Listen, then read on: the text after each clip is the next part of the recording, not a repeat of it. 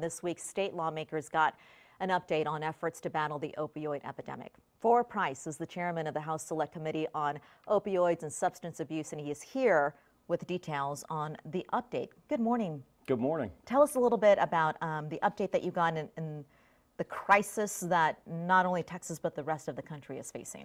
Yesterday was the first day for the Select Committee on Opioid and Substance Abuse to convene and really start to study this crisis in Texas.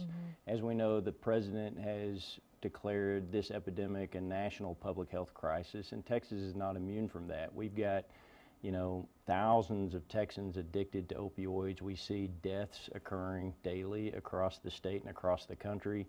And there's a significant direct as well as indirect cost, both, for individuals, obviously indirect costs with lost productivity. There's societal costs as well. So we're really starting to take a deep dive into this issue so that we can come up with recommendations when the legislature convenes in January of 2019. It's such a massive problem. I mean, where do you even begin to figure out where do we start? Do we start with those who are addicted already? Do we start with those before they become addicted? It's all of the above. Yeah. We do have to start with what we can actually have a meaningful impact with. And so some of that begins with awareness and education and campaigns to heighten that. Other efforts will focus on prescription monitoring programs, things we have passed in recent sessions that can be strengthened or enhanced. We will look at prescribers and the best practices there.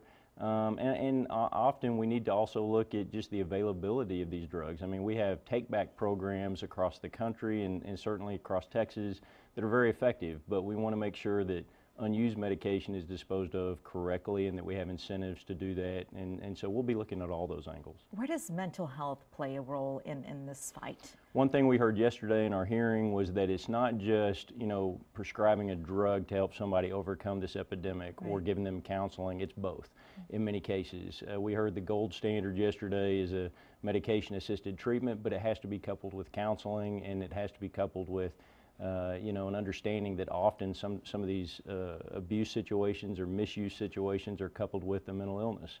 And so, you can't really silo these and look at them just in a vacuum. You have to understand that a lot of these issues are co-occurring and need to be treated as such. And a lot of these issues are going to be expensive to treat. Where do we at least find the money to make sure that we find people who are able to do the counseling? Cost is always a big issue, so we're looking at what resources we have. We have passed some legislation in recent sessions that make some of the drugs that treat opioid overdose more available, but it is costly. And so we certainly will be studying what we can do to make that more affordable, as well as more effective and more widely understood. We really have a lack of physicians certified to prescribe some of these drugs across Texas, so we want to incentivize them as well. You know what? We had a KXAN investigation just recently of doctors overprescribing prescription medicine coating syrup to young children. And that makes you shake your head, and me too, because we're both parents, and it's something that is definitely concerning. Absolutely. No, it's, there's a shared responsibility across this entire spectrum. If you start with the manufacturers and the distributors,